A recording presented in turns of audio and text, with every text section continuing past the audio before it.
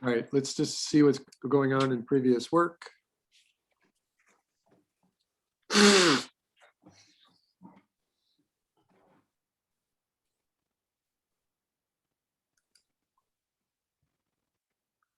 Tiffany is just responding, okay.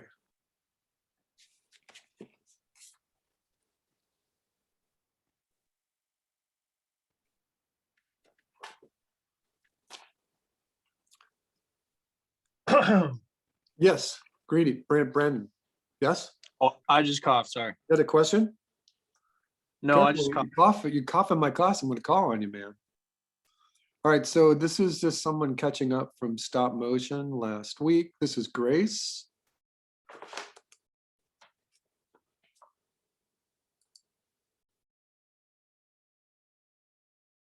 So this was interesting. Did anyone see what was going on right there? Sir Vidya? You're not paying attention, Sir Vidya. Do you want me to play it again? All right, pay attention, watch. So she's got the ball, the clay ball bouncing. How's she doing that? Is there a string attached Yes. to it? Yes, Oh. there's a string on there. See the string?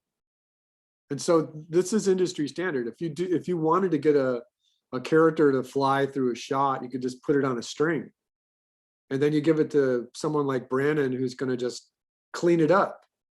They're going to take out the string in post-production, because that's what I'm going to pay you for. So this is okay. I think this is good. I think Grace is still on her way this morning. I like how the clay changes color. That's interesting. I'm gonna make a mark on that so she gets credit for it. Okay. Quickly.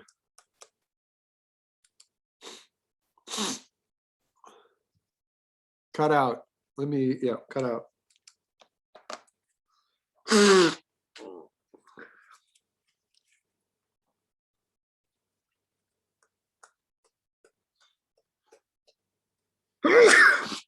Sorry, everybody. Bless you. Oh, that's not going to help. Bless you. Thanks. All right. Brenna, I think I commented on this one because you posted it after. So such are the times washing hands becomes the form. I think that this is great. I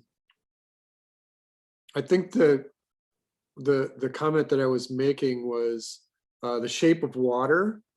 I think that if you wanted to really make this thing completely remarkable, then those first few drops of water might have been better if you were going to bring them in as more like a traditional shape of water. So the stuff that's coming out right here, just, and then give yourself little splashes.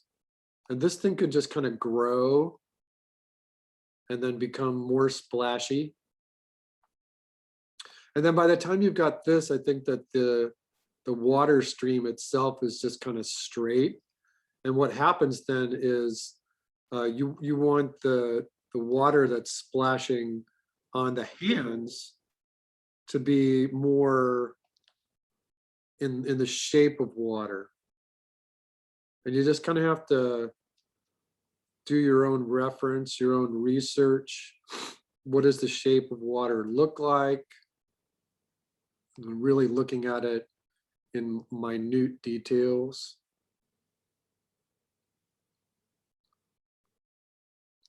So something like that. I think that that's the only thing that just kind of caught my eye. Other than that, it's good.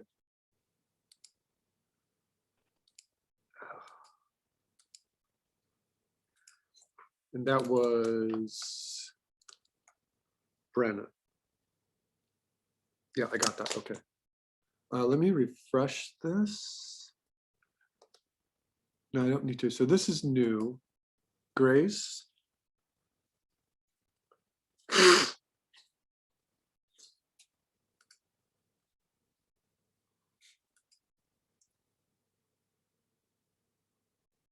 Okay, so we're just catching up with stop motion cutout here.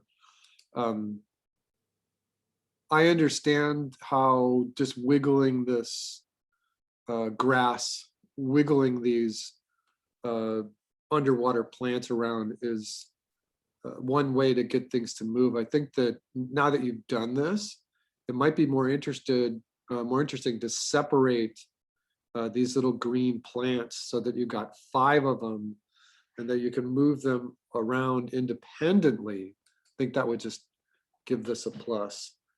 The other thing I might suggest is, I think your fish design is okay, but I think that also it would have been so much more interesting if you were to have gone in there and cut out your fish a lot more perfectly.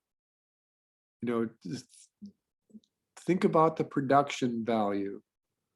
Think about the idea of, it's just a paper cutout, but what happens if you go in there and you cut out the paper so that there's always just like that one little 1/16 of an inch all the way around it? And it takes a little bit of time, and it takes like a steady hand, but then all of a sudden you've got this thing that's kind of more interesting. So take some time with that. And then when you get to the bubbles, make them round. You know, don't just use the little scraps, make them round. And then you don't have to worry about rotating them. All right, so that would be my suggestion there. And other than that, let me make sure that I got this in my notes. Okay, good. Let me refresh.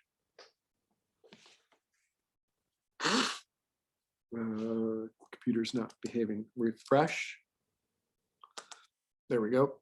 Okay, so that was catching up on cutout. Let's go to our clay. Oh, you know what? I didn't put a clay in there. Oh, I did put a clay. All right, let's just go in order here. Let's look at our clay project. Mr. Billy, Yes. I just want to make sure you got my original stop motion animation. I did like a little thing with spaghetti. Let's take a look at it. So that was under stop motion probably, Yeah. and that's Lauren speaking with her Yeah. microphone. Okay.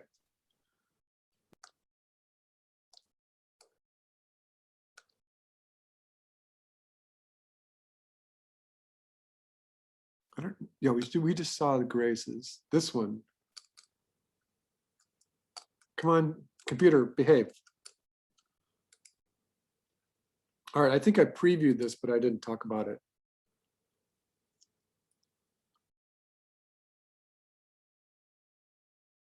Yeah, this completely qualifies for the project. It is stop motion. The one thing that I might have written, and I know I didn't write about this, is that save your vertical video for social media. When you're doing anything for tests, classroom stuff like that, keep your video horizontal. Just because we're in film. You know, animation is part of film. And so very, very few games, movies, TV shows, anything are set in this vertical format. So that would be my only gripe. Other than that, thank you, Lauren. Oh, let me make sure I give you credit for that. Okay. All right, discussion. Claymation, people were putting in things right now.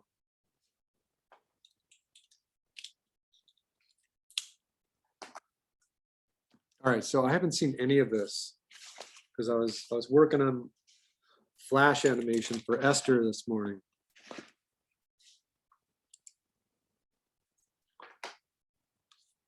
Alia.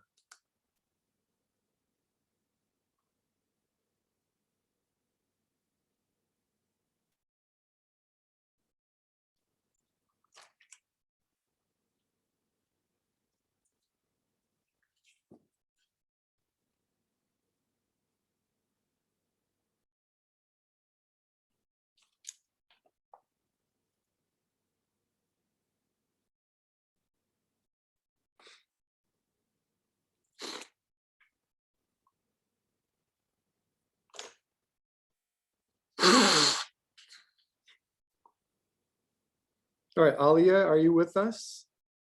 Yeah, I am. Did I say your name right, or is it Alia? It's Alia. Alia, okay. You're shooting on twos?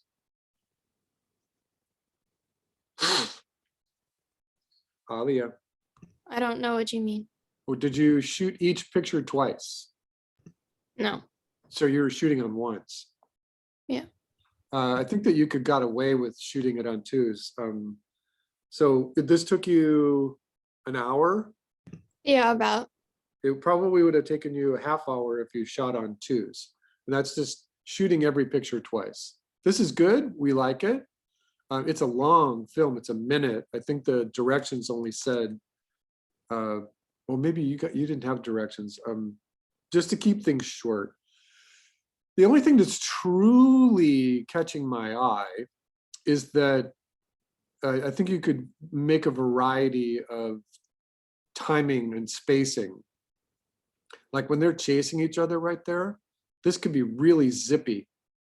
The little ball could get really far away and move quite a bit faster.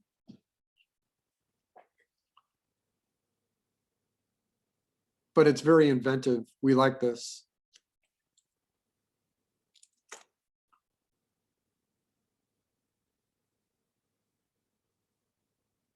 So just for whatever it's worth, you've got this set up so that there's a camera. Oh yeah, thanks. Esther, clapping for Aaliyah. One of the things that will happen in your experience is that you will learn, hey, if you did want to do this short with clay, there isn't a lot you can do because clay is going to leave that little oily residue behind it. So one thing that you can do is just shoot your background without any puppets on it at all, and then go back in and then shoot your animation, and then just remove the background from your animation and composite it together. So that would be called a clean plate. Has anyone ever heard that term before? So you would clean plate, you would do a shot of your background, just clean, nothing on it. And then you take your animation and you could shoot it against the green screen, and then it's easier to remove it. That's for intermediate to advanced stuff coming down the road. All right, Servidja's got 6 videos in here. Somebody go get the popcorn. Servidja, you're in so much trouble right now. Servidja, are you there? Yes, I am. Okay. And I meant the trouble in a good way.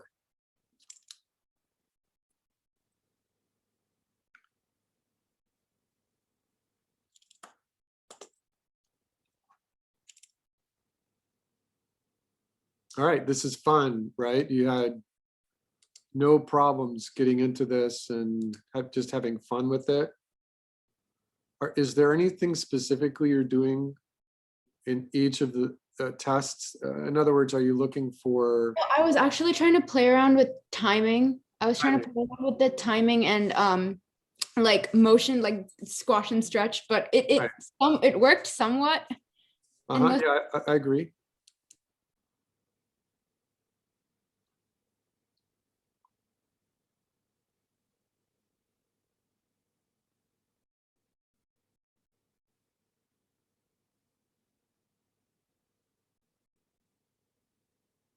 And your little brother's mad because you ruined all his clay. Okay, This is good. that my brother said he would use, but he never actually used. So Well, now that you've used it, now he really wants it.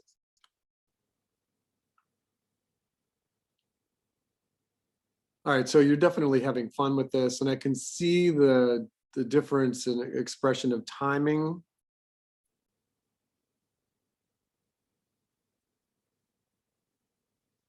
All right, yeah, that's great. So we have 2 more.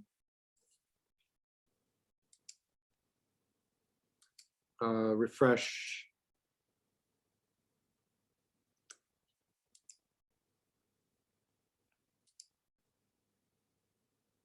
All right, so I think that just trying to experiment Oh, I think I put the same one twice. Sorry. Yeah, you might have. So like in that one, I can see that you've got the little thin edges on the clay, Mhm. which is really, really hard to keep defined. But in this one, you seem to control it a little bit more. Yeah, in the previous one, my camera kept going in and out of focus. Oh yeah, that'll happen. And when I kept pressing the button on the stop motion thing, it kept moving the camera back and forth. But then here I used the button thing I used in the pixelation. So my tripod didn't move at all. Right, exactly. All right, so these are all great. Can we have hands for Servidya, please? Yay! Definitely mastering the idea of having fun with this. And now your brother's going to be mad because you ruined the ping pong table too. Oh, this is actually my cousin's ping pong table. Oh, you ruined it. You ruined it. No, I'm just teasing you. Yeah, so that's great. I think that again, I think you just want to go in there and now study how to do things that are really, really slow. Or imagine if you had a clay puppet who was going to do a walk cycle. That might be really hard because there's a couple of frames in there where the character's off balance and there's no way to really hold that character as a clay. It's much easier to do it with a puppet. It's much easier to do with any other form, 2D, 3D. But this is great. Yes. Again, hands first video, just for doing 5 videos when you're only supposed to be doing 1. All right, Esther.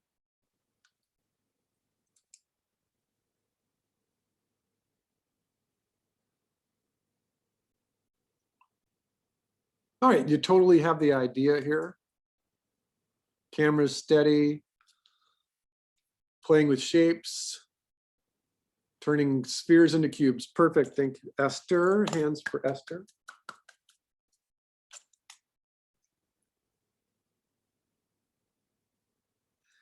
And again, remember that if you were just thinking about it and you wanted to get this ball to bounce, you could use a string. You could use your own hand and get the bounce to ball in the camera, right? Boing, giddy boing. If you could get your hand erased in Photoshop, you know, that would be a way to do it. All right, Roberto.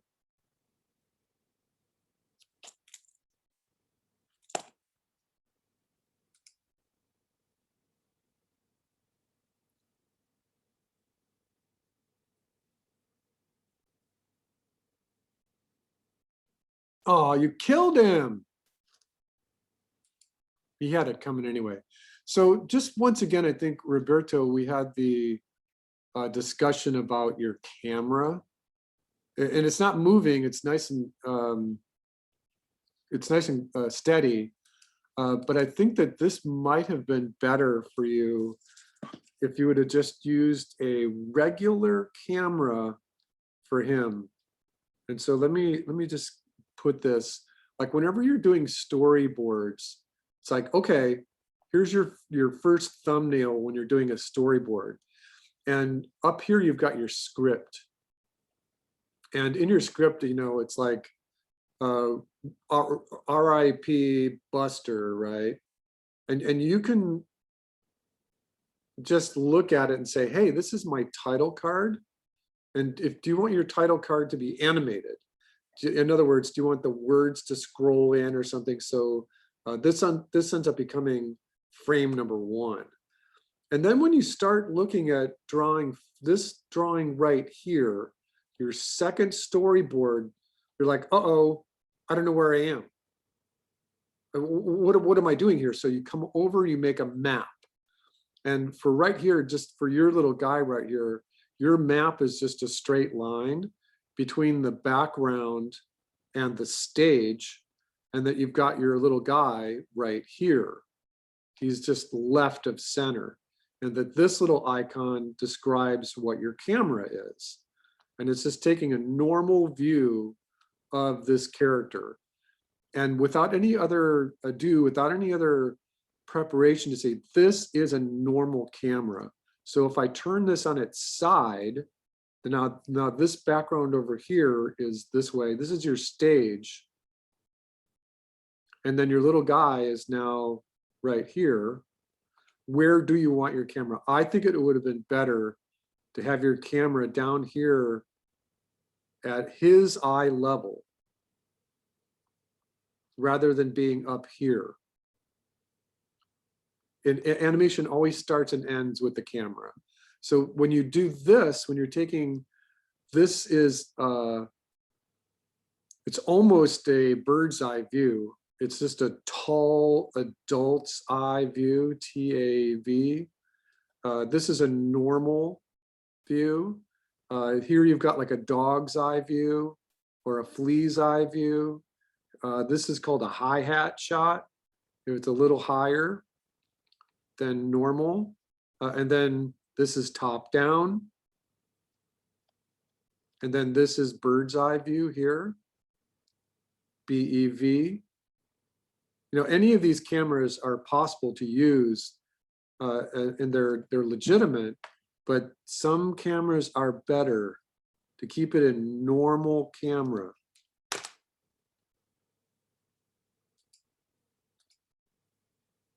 All right, do we clap for Roberto yet? Clapping for Roberto. All right, so this, let me see if there's timing. You know, that's pretty good. I think that he goes out of frame. Your animation goes out of frame. It might, like I said, if you had a regular camera, it would have stayed more in frame just a little longer, but it's good. Sorry, Bob. Sorry, little Bob, you're gone. All right, Tiffany.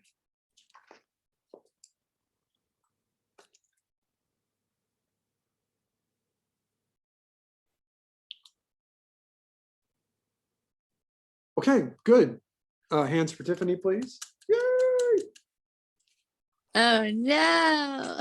I wanted What? to try I wanted to try this scene change thingy where like you saw the front of what the boat was looking at, but it was too fast. I should have had more frames for that. Well, I think that you're just experimenting. If anything, you would say there's two boats, and your intention as an artist, as an animator, is to get these little pieces of water to actually look, first of all, more like water.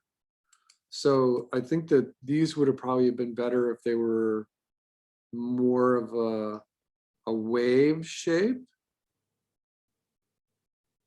just to begin with, or longer, like this. And then you could just move these left and right, interspersing the idea of the little water droplets. And then going online and saying, well, what does water look like? What do waves look like when they're crashing over each other, and how do they move? They move from left to right. So instead of just little rectangles, I think you might have wanted to play with more different shapes. You know, I'm not sure that a little half moon would have read like water. You know, even if it's upside down, it might not have looked like water. But getting each one of these things to move from right to left, just in little increments, I think that would have helped. Other than that, you know, we understand that it's water.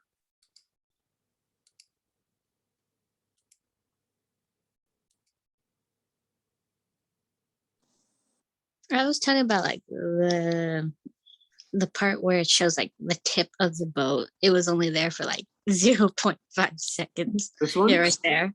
Yeah, it went by so fast. It should have added like more frames. Oh, so this is someone who might be on the bow of the boat looking down. So these are little bits of water that are going under the boat. No, not really. They're just like objects, I guess. I wasn't really. It's just abstract, that's all. Yeah, something Hi. abstract. All right, abstract it is. And then the boat turns into a worm. And then the worm turns into a guy and he attacks everybody.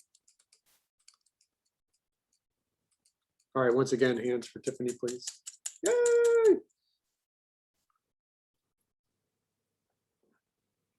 I'm gonna refresh this page.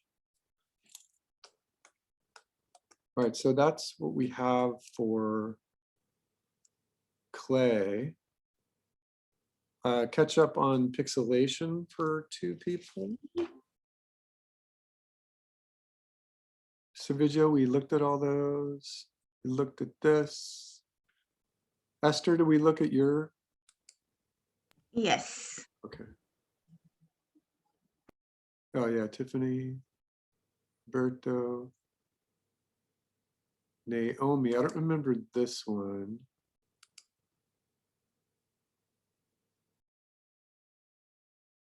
We did do mine. So I think this works, Naomi. It's a little smooth. You know, it's like that strange thing where you want a little bit of jump, a little bit of wiggle in the pixelation, just to set it apart from live action. Oh yeah, we looked at this one. That was Brenna's. Grace.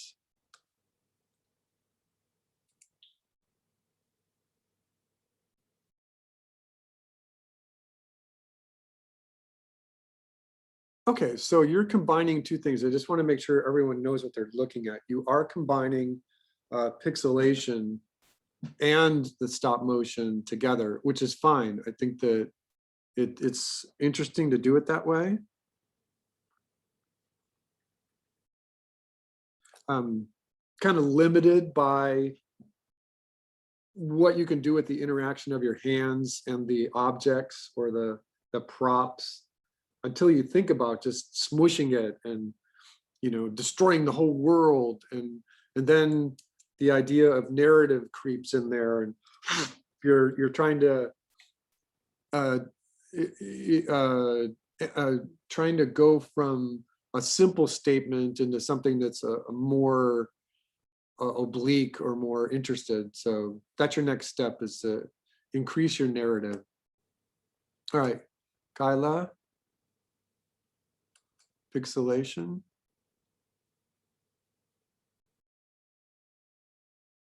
Okay, that tree about had it. And you got the idea. You got the idea. Let me make sure I write this down.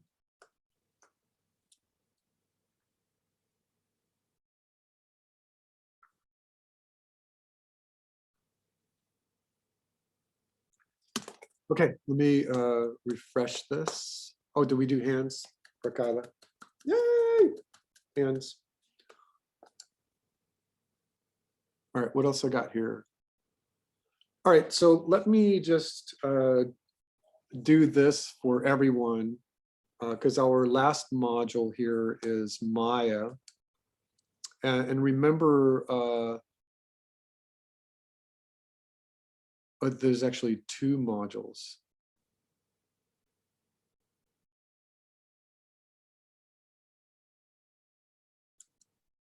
I wanted to check something. Yeah, Professor Billy, I had a question about that.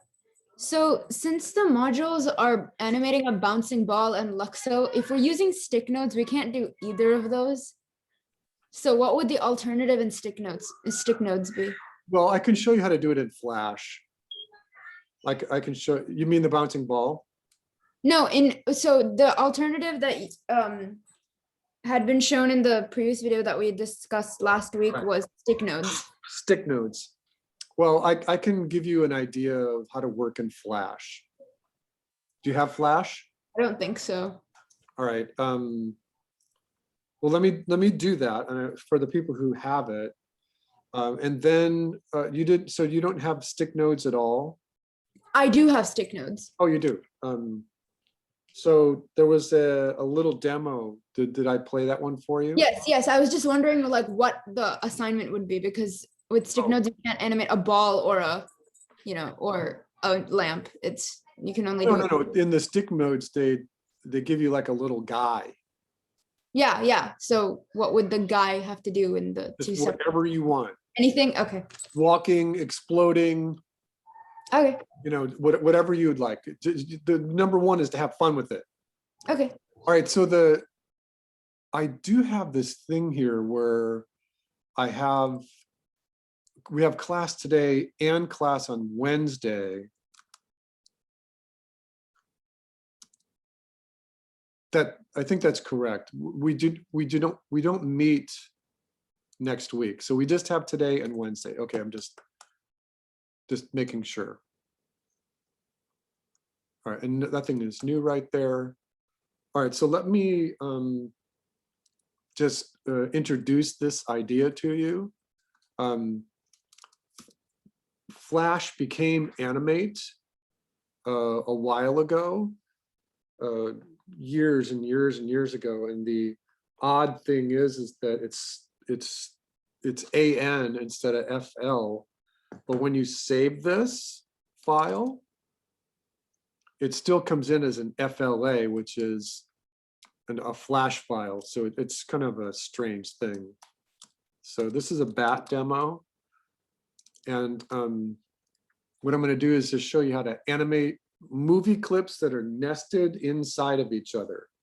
And this is like one of the things that Flash is really good at. One of the things that Flash is not really good at is drawing. And so I started a little earlier today, and I got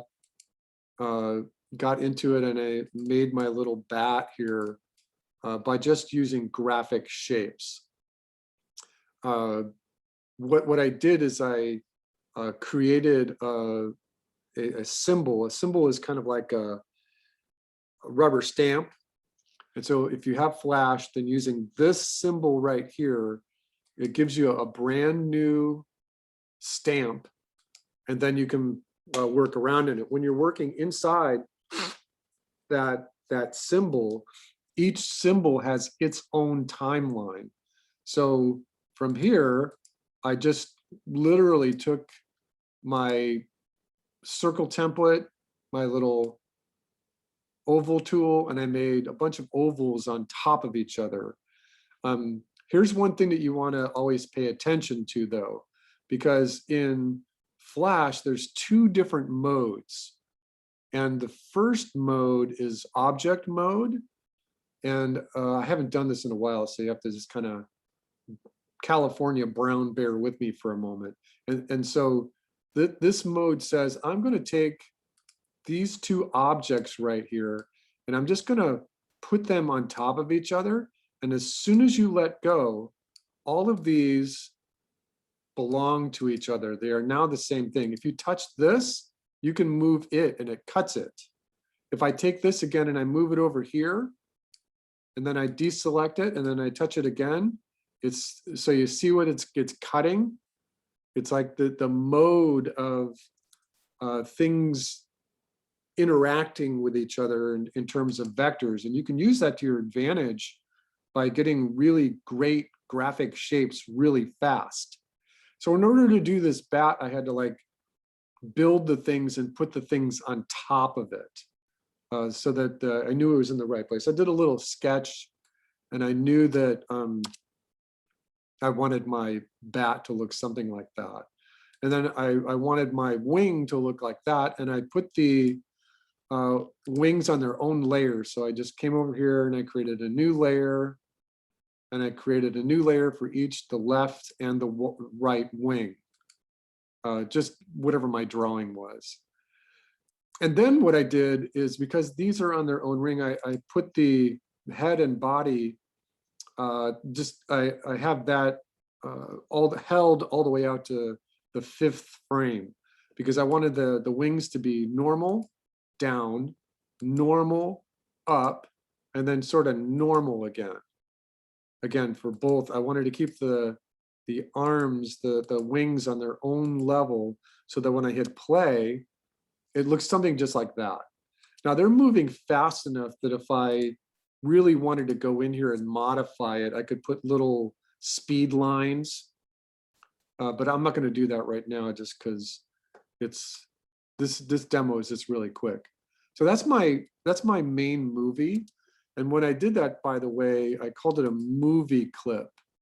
Instead of a graphic clip or a button, I called it a movie clip. All right, so then, I don't know what I did right there. Oh, I created a new symbol. So this new symbol right here is showing up here.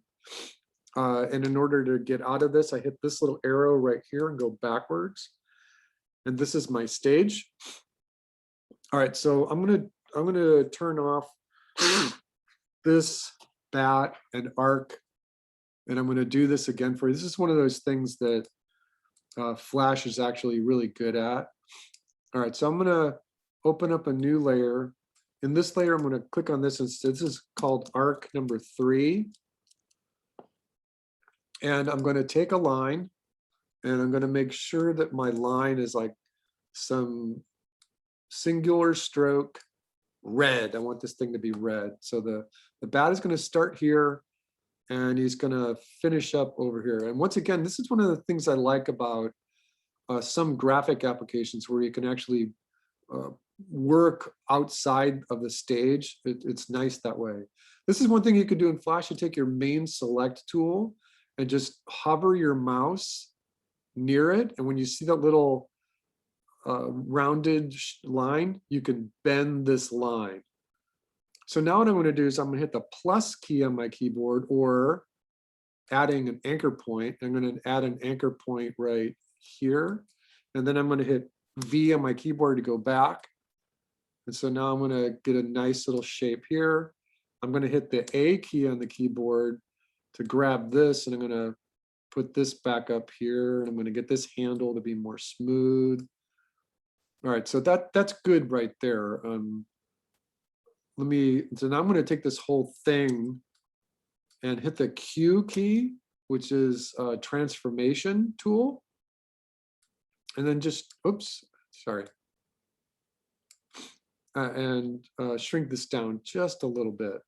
All right, and then in this layer right here, I'm gonna, with my mouse right here, I'm just gonna right click and say, oops, right click and say guide. And when I do this, the little folder turns into a T-square. All right, and I'm gonna look at this. I'm gonna stretch this out a little bit. And you could do anything you want. So like, let's say that I wanted some sort of other peripheral motion right here.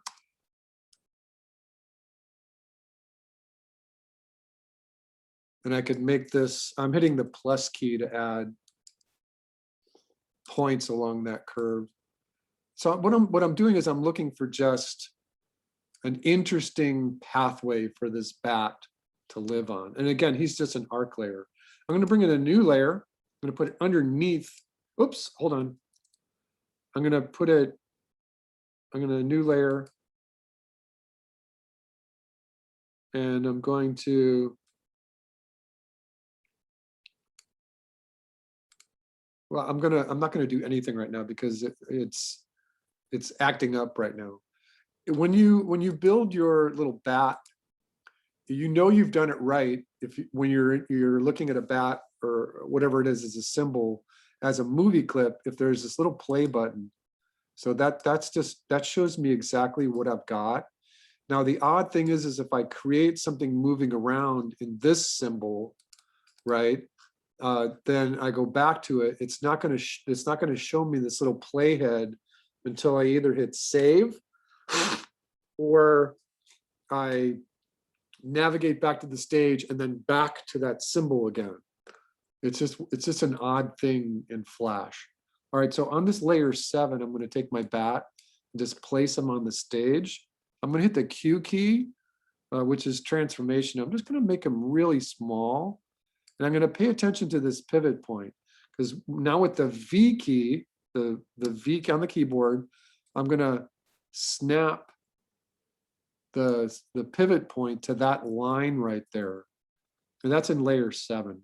So all the way at frame 48, which is 2 seconds, I'm going to right click and say insert a keyframe. And so that isolates the last frame in this arc. And so it should be, I'm going to just grab this puppy And I'm going to put them over here, snap it to the line. And I'm going to hit the Q key again for transformation. I'm going to make him really big. And I'm going to rotate him.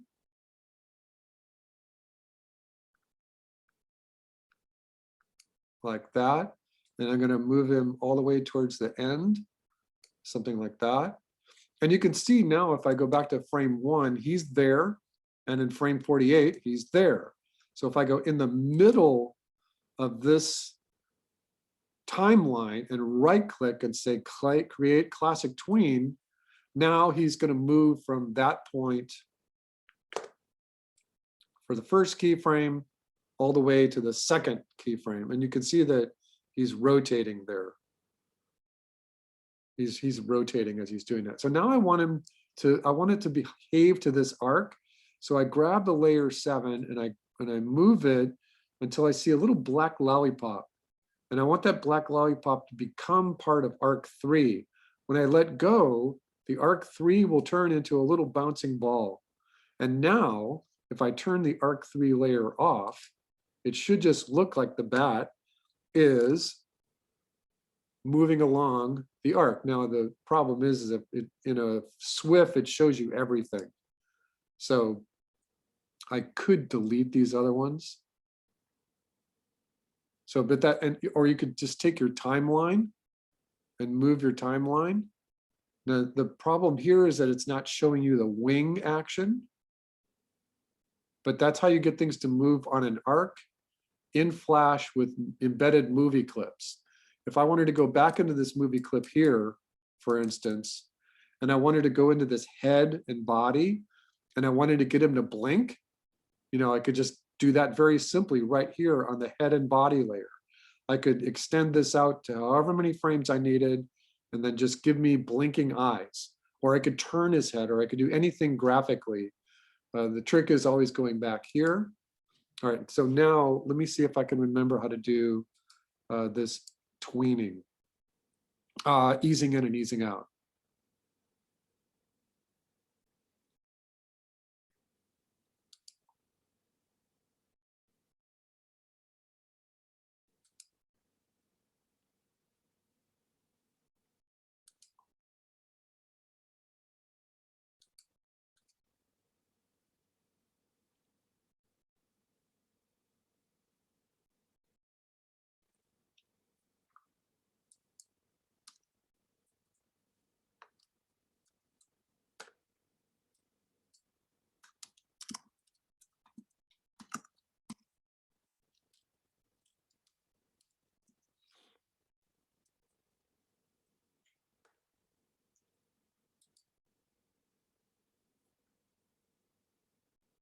I'm gonna kill my recording for just a moment.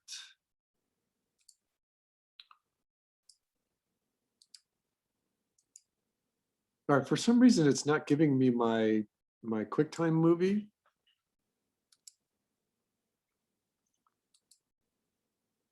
So this is just the same Flash player. But the reason that I wanted to show you a QuickTime movie, it's because these Shockwave files are notorious, well, they were notorious for containing viruses, internet worms, all kinds of nasty stuff, because they're really, really, really small files. And the entire World Wide Web, the consortium of people running the World Wide Web, tried to navigate away from using SWF files. So I was trying to make a QuickTime movie.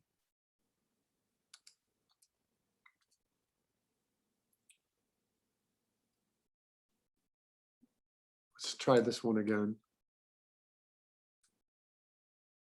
So I've already got the SWF, I don't need that. If you wanted a GIF or PNG sequence, yeah, this is not what I want. This one is what I want, but it's not behaving. Export video.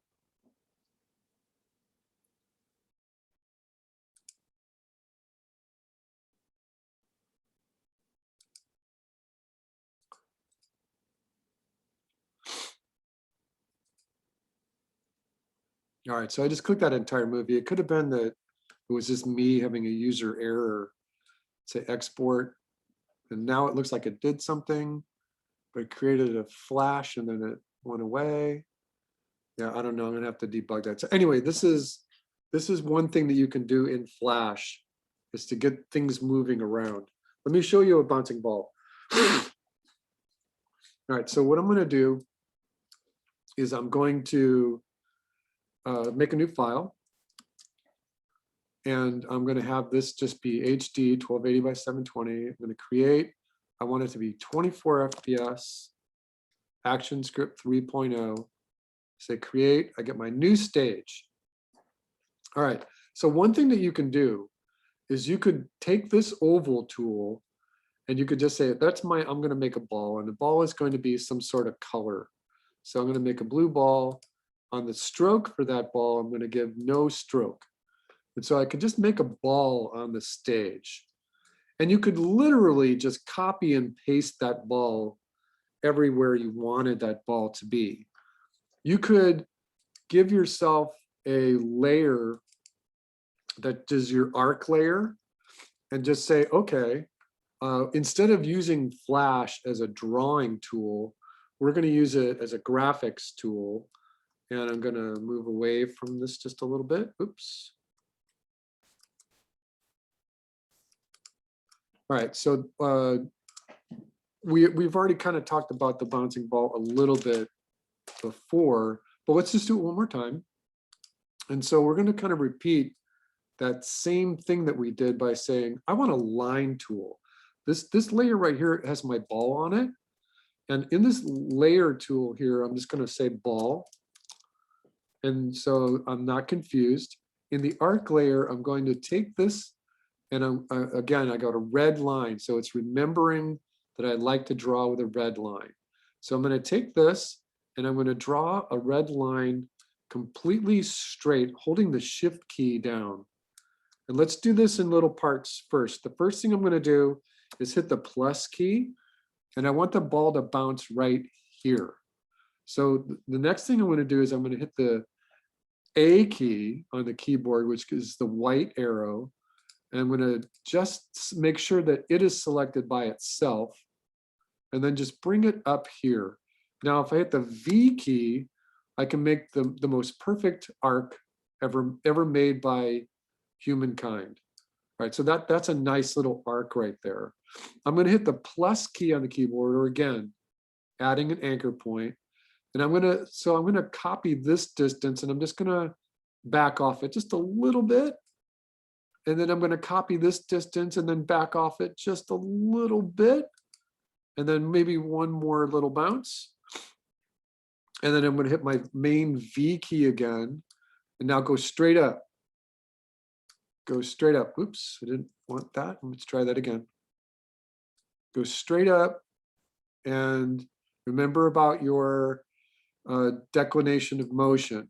It decreases in vertical and horizontal momentum. And then this one, it looks natural, is about right there.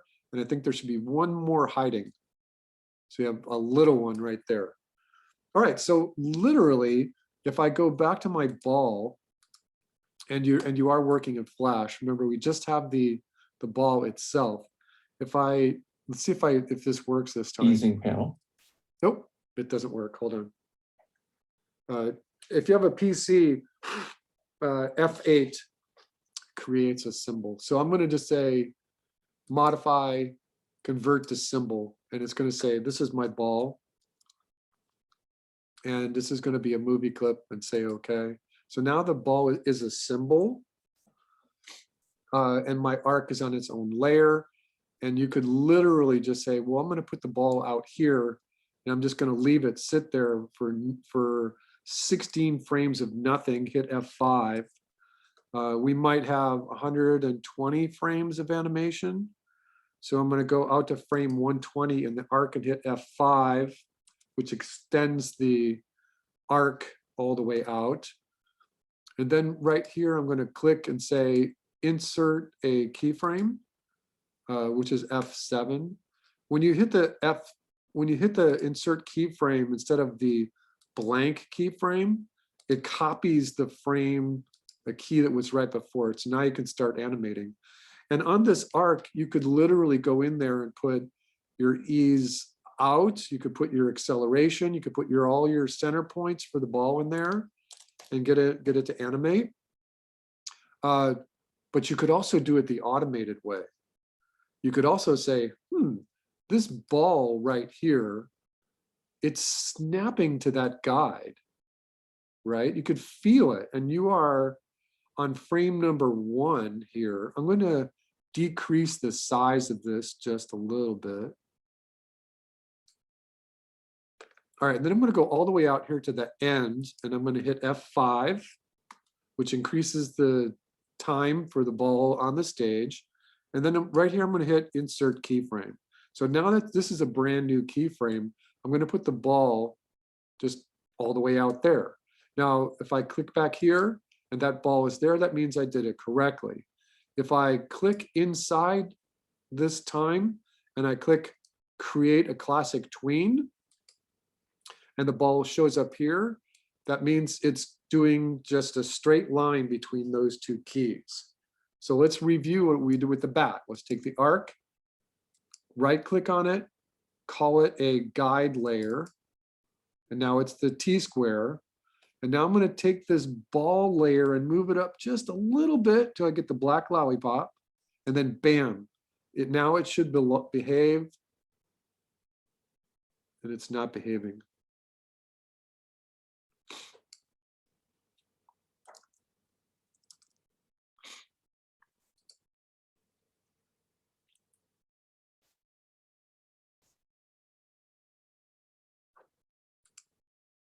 I don't know why it's not behaving. All right, I have an idea, everyone. Let me figure out why this part isn't working, and I'll get back to you. But let's take our 5-minute break right now. Everyone.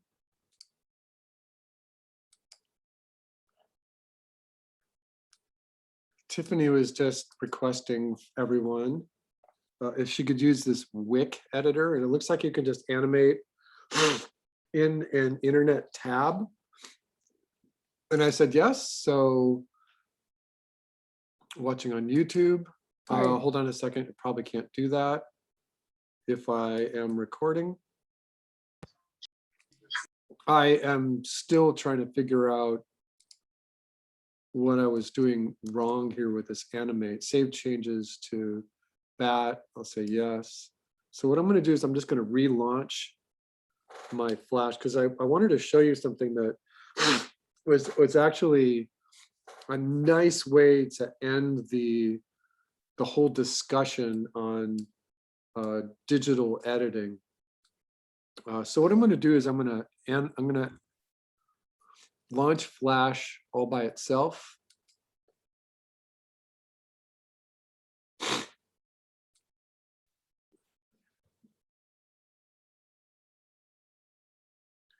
Because I have this intuition that there was something not right.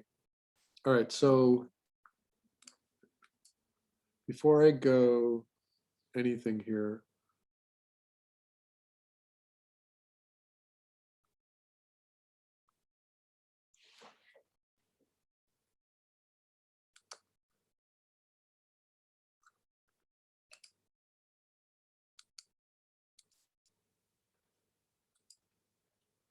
I'm going to put this away, make a new file, and this is not behaving.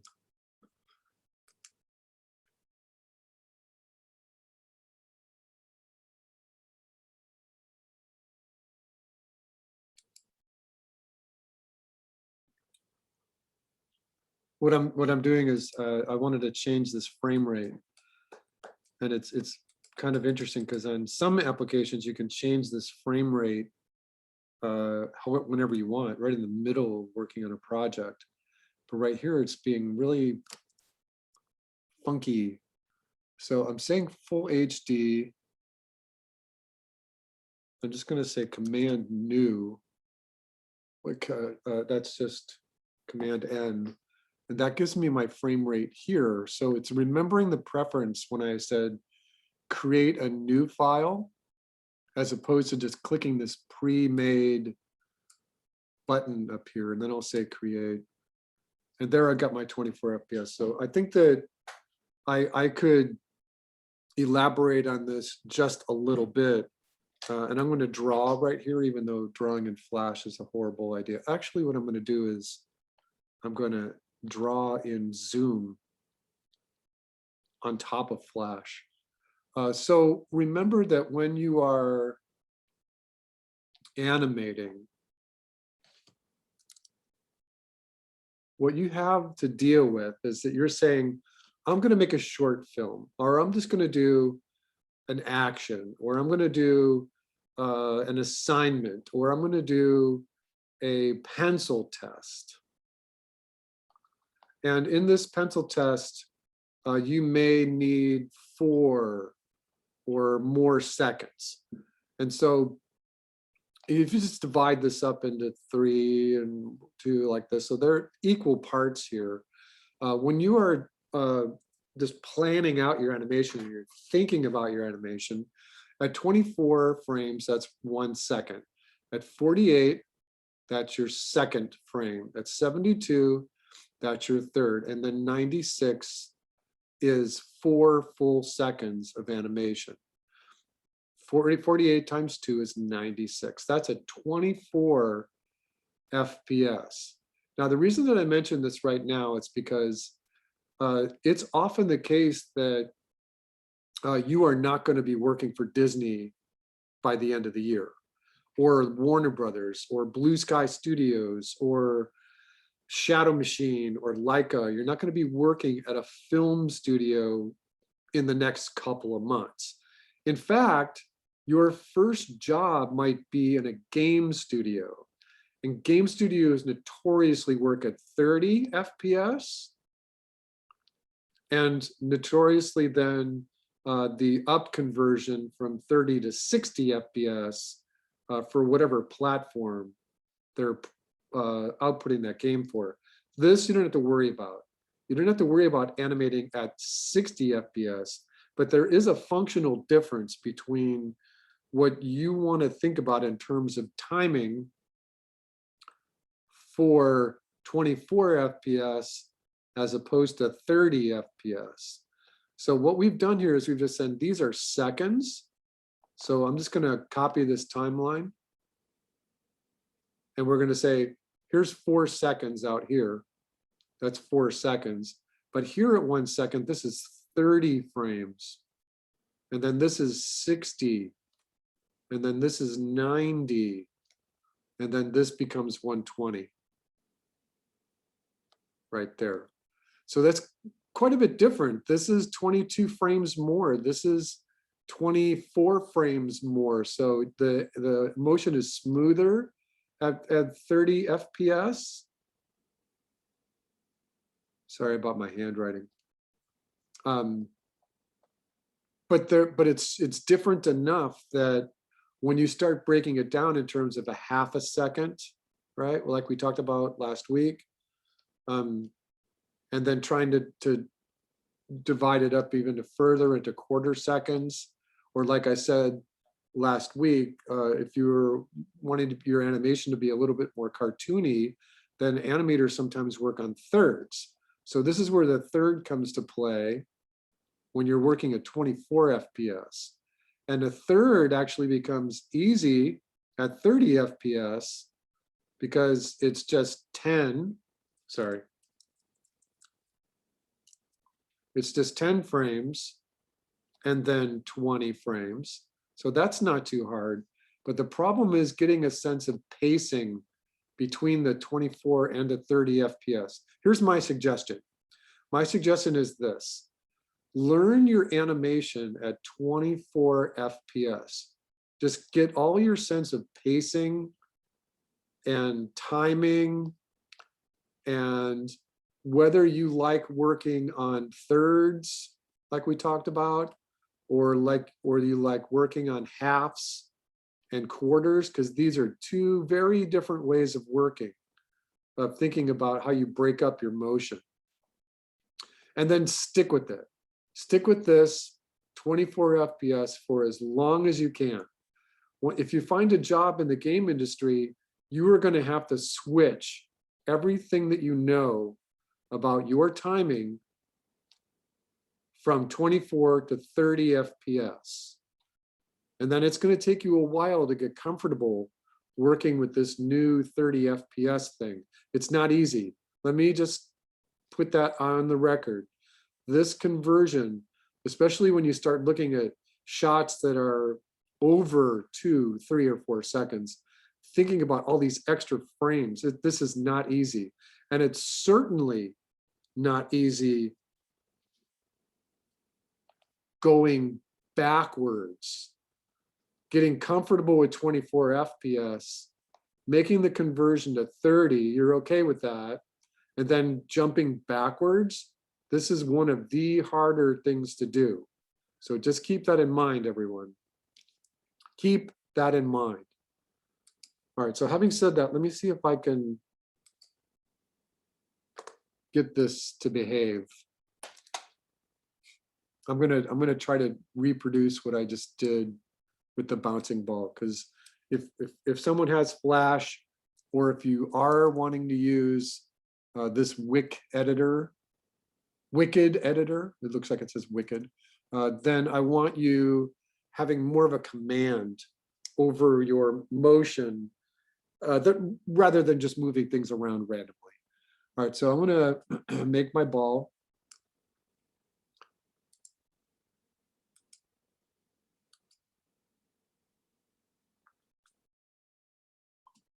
And there's my ball. He's good. I'm going to convert this to a symbol. It's a movie clip. I want the registration to be in the middle. I'm going to say okay. All right, that's my ball.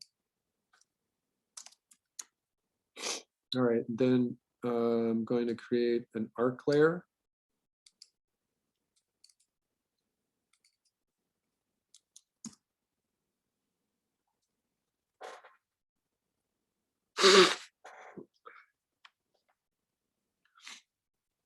Arc layer.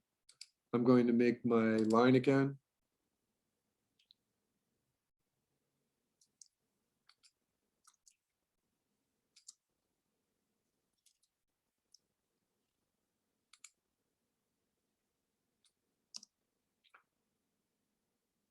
Okie doke. Let's repeat that. I want first bounce to be here. V key. Oh, hold on. A key. Touch the very end. Bring it up. Okay. Now I'm going to add the points in. Second bounce. Third bounce. Fourth bounce and a roll. Go back to V.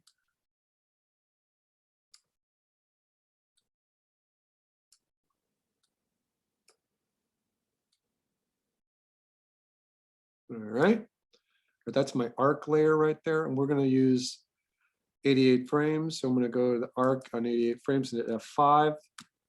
I'm going to take this ball here, and I'm going to put it outside because I don't want it to do anything for 16 frames.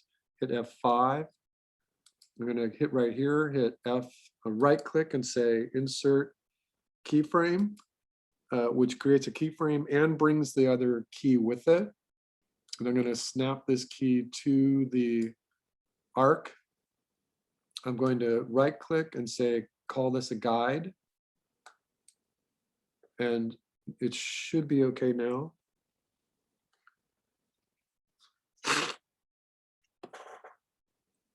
All right, so I'm going to take this position of the ball all the way out to frame 88.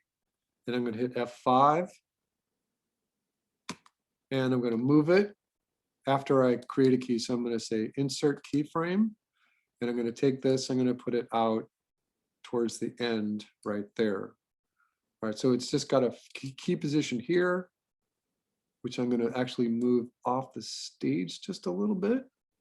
And then a key position here. Okay, that's good.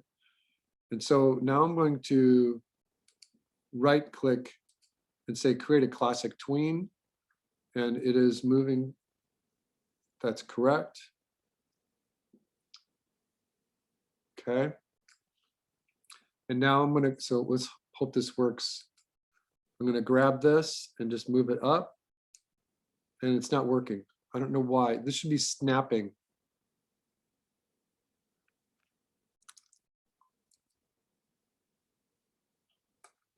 Something's not right. Let me just parse this. So I'm gonna snap this to this arc. I'm gonna make sure that this is snapped correctly. Let's try it again. Oh, let's. All right, so I think what it didn't like the ball not being attached to the arc. Here's the reason why I wanted to do this, because right here, where the ball is technically wanting to be squashed, right? I'm gonna click inside the ball and I'm gonna right click and say, create a keyframe. And I'm gonna keep continuing down the timeline. And I'm gonna look at this frame right there. And I'm gonna right click and I'm gonna say, create a keyframe. And then I'm gonna keep going. I want one more right there. And I'm gonna say, right click, create a keyframe. Oh, I did something wrong, hold on. Create a keyframe, okay. And then there's one more little bounce right there. And I'm gonna touch, right click, and create a keyframe. All right, so now what it's doing is it's just kind of moving along the arc correctly. And here's one thing that you can do with computer animation is like, you wanted this ball to be squashed right here. But if I took this ball and squashed it, if I just hit the free transformation tool, and let's just say that I put in the squash and stretch like this, here's the problem. Look, it's animating into that squash, and that's not what you want. So let's Command Z out of that. And this is the idea of isolating keys. So now what I'm going to do is I'm going to back up a frame and I'm going to say, create a keyframe. And I'm going to go ahead in time a frame and say, create a keyframe. Now on this one here, now I can squash it and move it out and stretch. I can do whatever I want to it, but it doesn't affect the ball before it. So this ball here is still in movement, and then it's coming down, that's the squash, then it returns. So if I wanted a little stretch on these two, then I would have to say, I need to isolate those keys. So I'm gonna insert a keyframe here, and I'm gonna go to the next frame, insert a keyframe here. Now on this one, I can rotate it a little bit, and I can put a little stretch on it. And the same with this one. I can rotate it a little bit, and I can put a little stretch on it and call it save. So now I did, hold on a second.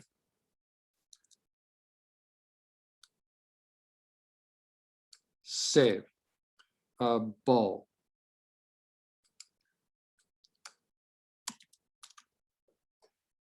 Flaw, okay, replace, that's fine. All right, so now what I'm going to do is I'm going to look at it, I'm going to hit enter just to play. And you can see that there's a little squash and stretch, but it's isolated. You see these kind of groupings for keys, and then you understand, it's isolated. So let's go to this one. And let's say that this one, we just want to isolate this one for just one tiny little bit of squash. We don't need to do the stretch on this one. So we're going to insert just a keyframe. And we're going to take this one and we're just going to squash this one just a little bit.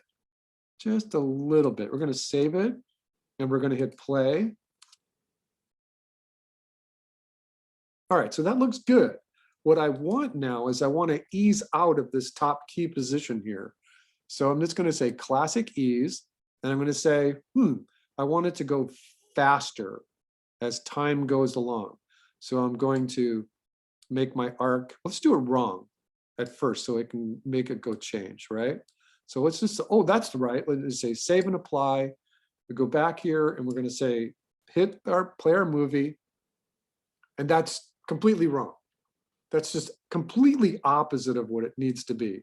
So again, anywhere in the middle of this tween, now click back on your ease tool again, and then fix it.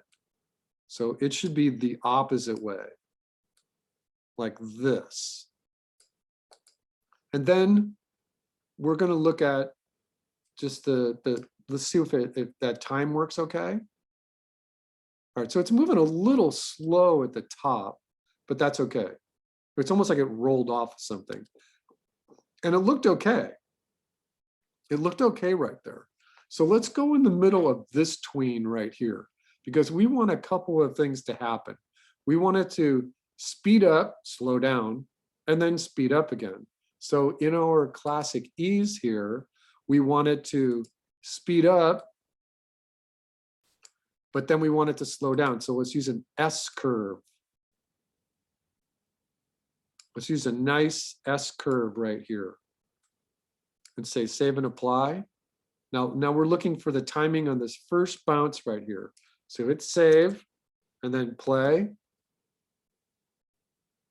Yeah, and it's shooting over the top of it just a little too fast, right? So here's a couple of things that we can do manually. So what I'm going to do with this ease right here is I'm just going to kill it. I'm just going to take the ease that it was, and I'm going to kill it. So that's a straight linear motion. Say save. So what I want to do is I want to say, I'm going to do it manually. And I'm going to say at the top of the arc here, or close to it, I'm going to put a key right there and isolate it. So I'm going to say insert a keyframe. Now right here in between this one, we're going to do a custom ease. And this one we want it to slow in. So this one we're just going to manually slow into the top of the arc and say apply. Now let's do the opposite one. So now we're going to slow out. So now we want it to go faster. And again, sometimes when I'm in session, I'll like to even do this part wrong. Let's just show you how I can fix it. So now we have a tween on this one. We an ease on this one, an ease on this and this. Let's see what it looks like. So that looks okay. The whole thing looks okay. So we know that this one is correct. This position is correct. This position is correct. And this one, we could do the same thing by just going right there and isolating this. So you're going to isolate the key by right clicking, inserting a keyframe, and then go to this little tween right there. Get your classic ease, and you want it to slow down. Say, okay, save and apply. Go to this one, classic ease, and you want it to speed up just a little bit. I don't think you have to do it anymore if you wanted to get the bouncing ball. And you can get this little arc here to be softer as the bounces continue all the way out. All right, so let's take a look at this. All right, so now in this tween right here, it's just moving from this position to this position. So let's have it slow in. So we want it to slow into this position.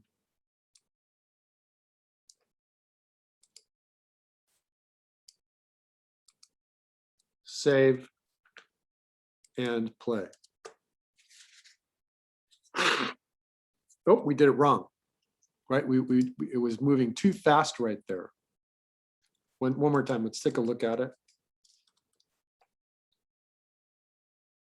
Yeah, it moved. This is wrong. So let's go back and fix it. And again, whenever I do this, it's the intentional is that I always do it wrong. So you know how to fix it. Save it, save your file, hit enter to play. Nope, completely wrong. Let's fix it again. Something is not right with my flash. You don't want an S curve there. This is what you want. Save. All right, let's see. It looks like.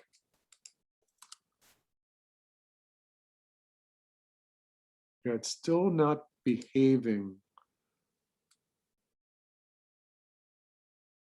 So if I was doing this for a client, I would really worry about why this isn't working.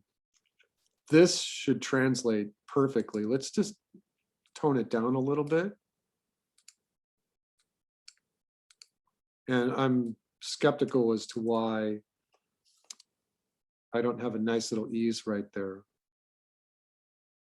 I'm not exactly sure. One thing I can do is I could create this manually, and I could right click right here and say, convert this to frame by frame for each frame, or on 2s or 3s or 4s. If I say convert to each frame, then all of a sudden I can pick, when you turn my onion skin on, where each one of these frames is, and move them manually. You can see that it is slowing in to that position just by the way the onion skin is working. But I think that these guys right here are way too far apart. This guy right here, this guy, he needs to be moved back like all the way to here. And then I'm going to use my arrow on the keyboard. This needs to be, oops, don't grab just a pivot point. So now I'm going to slow it out. Now I'm just doing this manually. So now I'm just grabbing this and I'm going to slow the motion down. I'm going to increase my onion skin. So I want these balls right here to become closer together.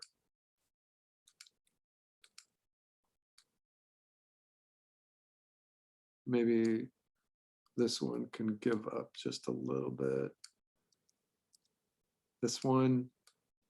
So I'm showing you a couple of different ways of manipulating your timing and spacing here, just within Flash. And again, I know that very few of you are going to be using Flash, but this should give you an idea of just really, really fine tuning your animation.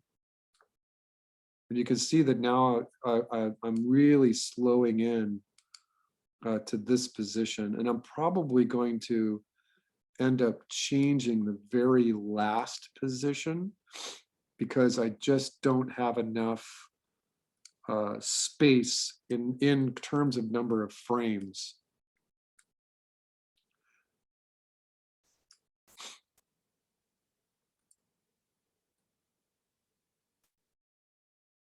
All right, so I wanted to show you one more thing, and that is that we created a, all right, so I'm kind of being a little sloppy right here, just for a second, hold on.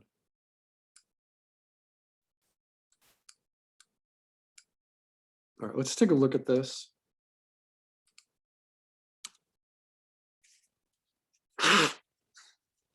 All right, so that looks much better. I mean, if I really wanted to, I could fix this spacing. It's a little fast right here. But since we created this ball, right? Let's do a couple of things with this ball. Let's take the ball and give it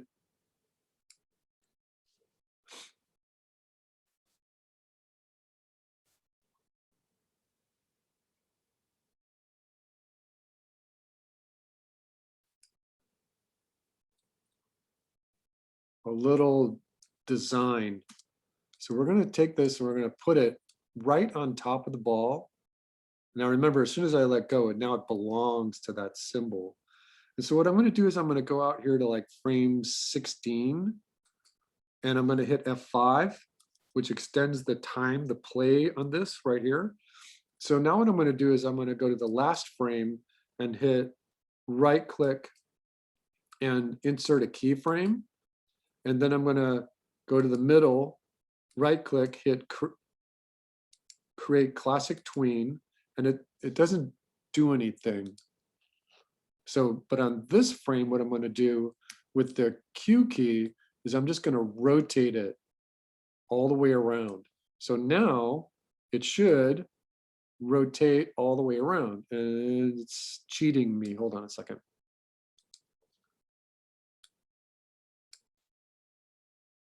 All right, so it's moving just a little bit right there. Let me get it about halfway.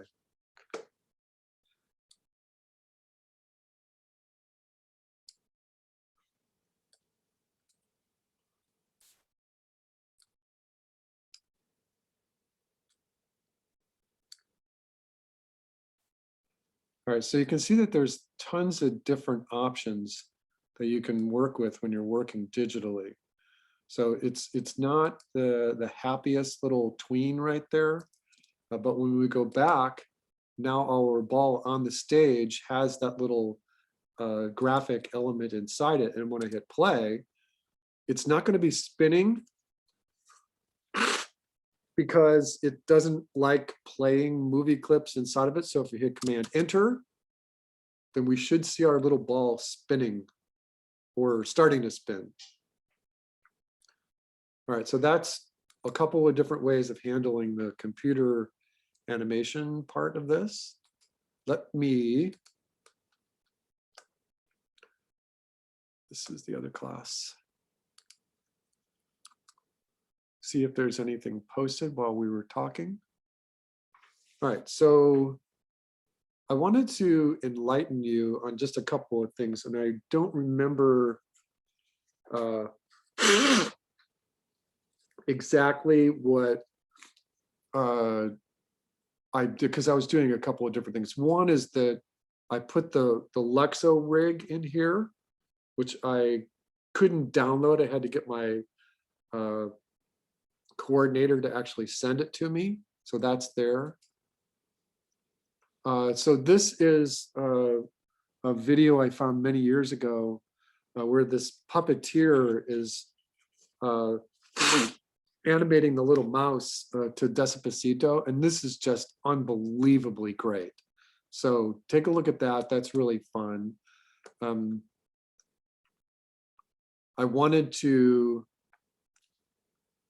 throw this at you. Now, what this is an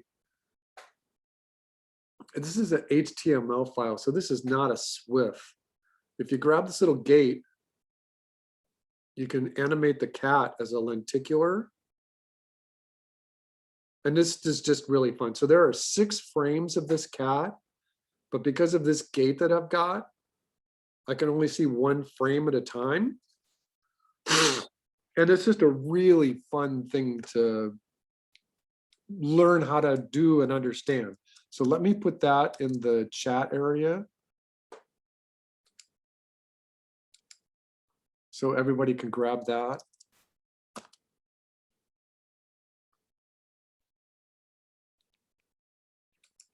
All right, then I wanted to do one more thing. I didn't get it. It's in the chat area. Oh, because it went to just Maddox. Hold on. Everyone, let's try that. Got it. Got it. There we go.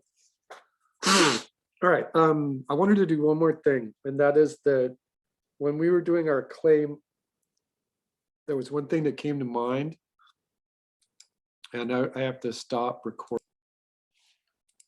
So now that you have some experience with stop motion, I put that in. I copied that, but let me put that in the chat area. Where's my chat? My chat keeps going away. All right, so in the chat, that is La Traviata.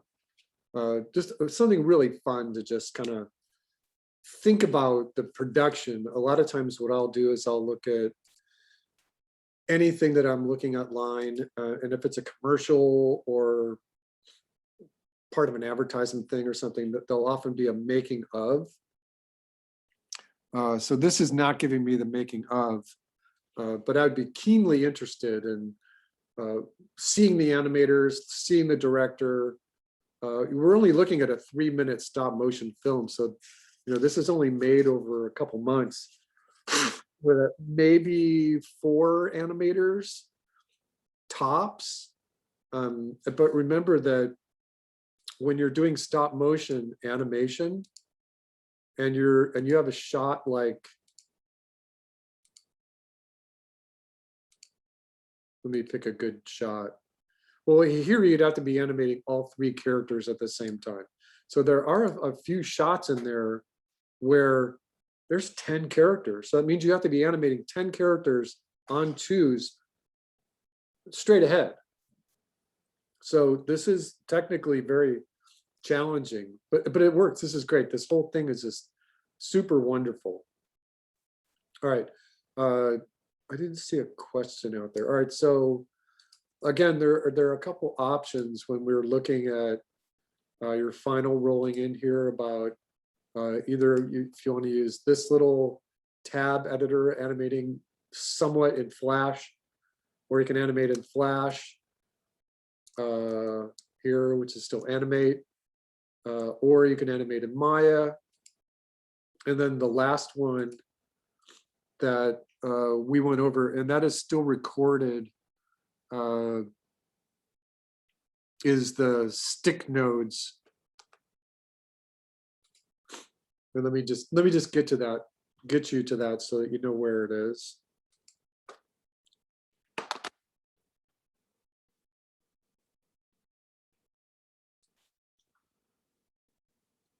All right, so that was called stick nodes, right? And I played this for you last week. I don't need to play it again, but it's called stick nodes. It's best on a tablet. I've seen some students be able to pull this off on their phone, but it's best on a tablet. All right, everyone have an idea what they're doing for Wednesday? Are you all okay? Before we go, can I just clarify? The animation we're about to do, is that a specific thing or is it just making what we would like to make?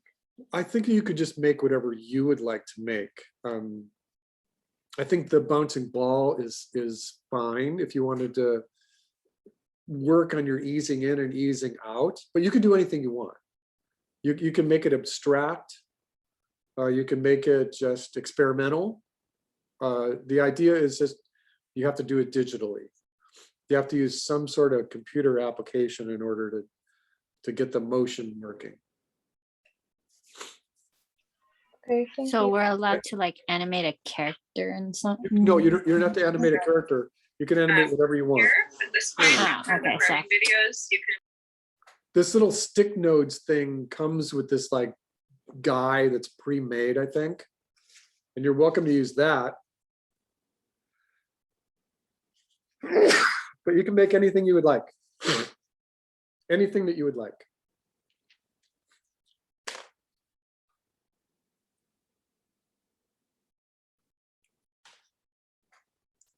Everybody okay? This is due Wednesday, right? Yeah, Wednesday. Okay.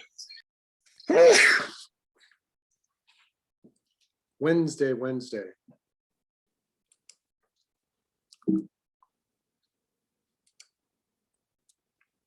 Just checking to see if anybody uploaded anything. All right, so that'll be digital folder.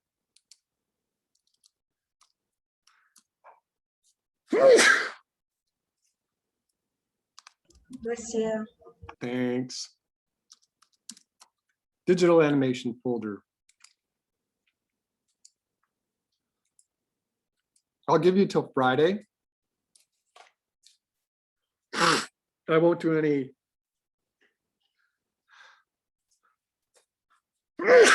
final grades until Friday. Bless you.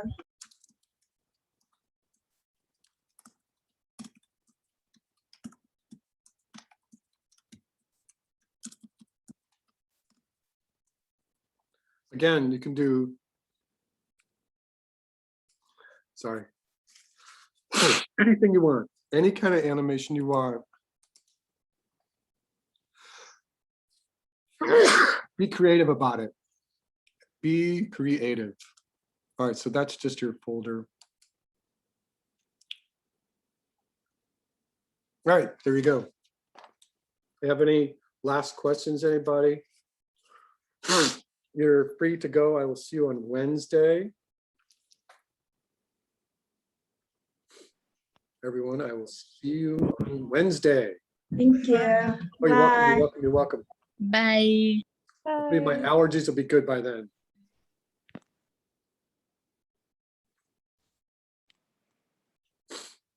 All right, Brennan, have you figured out what you're gonna do? Am I muted? Are you what?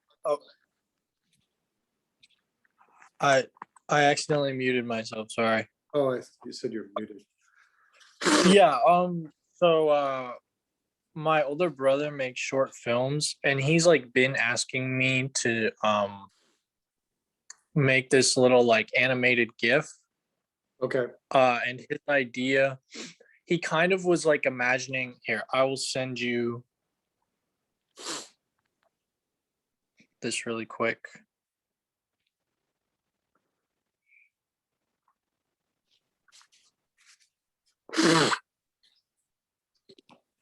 Do you have your phone on you? I Yeah. just texted you a couple images. Those will just take a couple seconds to send. So he had this idea for like, he wants to create a film production company for like, because he makes short live action films. And it was gonna be called the Greedy Bros.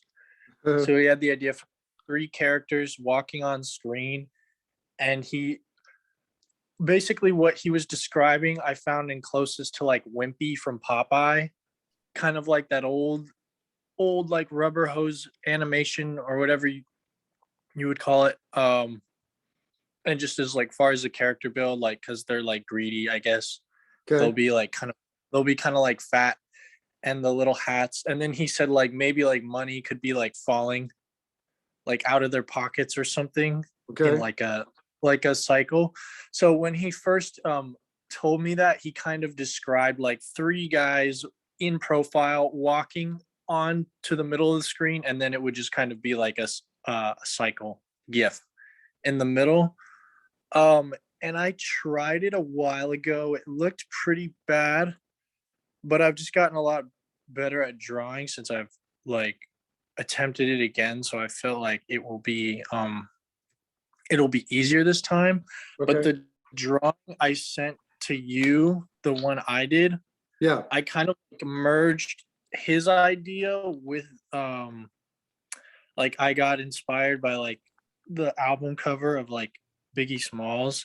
okay, And so same thing. I kind of want like 3 like large guys in build, but like facing the camera and holding like Tommy guns in different poses, okay, which would be much more difficult to do. But I feel like if I just kind of like sit down and like maybe like go over, I kind of wanted to, part of the reason I wanted to come over to see you in person was maybe to like break down some of the actual like mechanics. sure, For my first attempt, I'll probably spend a day this week working on it. When I get at some point this week. And so yeah, I did do a walk cycle. So for my final project of animation 1, I did a walk cycle with the character where it was where he was facing the camera, like I used to say front view, and it was pretty difficult. I realized one thing I didn't do, which made the walk look kind of unnatural, was like do a slow in. So it's kind of like if the here I can answer myself. So if like the torso were like a rectangle or like kind of a rectangular cube, I just imagined it would be like rotating back and forth. And I don't think I did I needed to do like a slow in. Like even though it would have been very subtle, I needed to do like a slow in to each like keyframe where like the shoulder were at the furthermost point towards the camera. well, let me, That thing I didn't take into account. I don't think let me just as interject, if I Yeah. may. What I think might be fun, and your brother might completely go along with this, is that you do 2 different things. And the Mhm. first thing that you do is, I like this little drawing that you've got. And you do a walk cycle in the front view. And in order to do that, you really only have to separate the heads and the bodies and the Tommy guns and put them on their own layer. And if you can see me in the monitor, the idea would be is that they're just going to be walking, confidently. So that means that they're going to be like step, step, and they're only going to just be going up and down, step, step. That's all they're going to be doing. And then you keep the feet simple. You get there's a couple of really easy cheats where you can get this walk cycle in the front view to look really good with probably just 8 drawings, a total of 8 drawings. The idea is that you have to get the drawings in the right place, and they have to be just kind of like the right shape of the feet in order to play it off. And I can Yeah. show you a bunch of different things. And then the easier thing to do would be then to have them walking in the side view and then coming to a stop. And all that whole time, money is just flying everywhere. Yeah. So I don't recommend drawing this on paper, on pencil, on animation paper. What I would recommend, what do you have at your disposal? Well, I wouldn't be able to do this on I wouldn't be able to do this on paper because I don't have like I don't really know what it's called, but like an animator's desk Yeah, with like a- with like a like the peg bar. like the pegs and everything. That's something I do actually want to get. I thought I gave you a peg bar. No, I think so. I didn't know. Yeah, I mean, go- I have a drafting board that where I used to draw like on flat surfaces, but since I got a like a table and I can actually pull like a section of the desk forward, like I have to use that now. I can't. Did like, Granger draw give you all that on- stuff? Was there a peg bar in There there? was a peg bar in there. Let me check the bag. Well, yeah, but just for the sake of I haven't really animated anything in a while, That's okay. I'm gonna do it on TV Paint because I have like let me switch the camera. I have this tablet, and then I have like this. Hold on.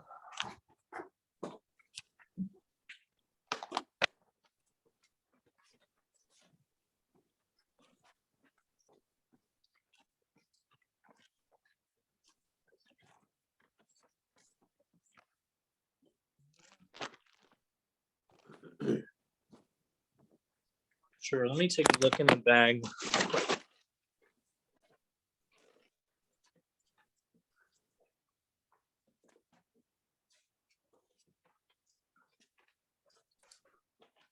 Sorry, one second.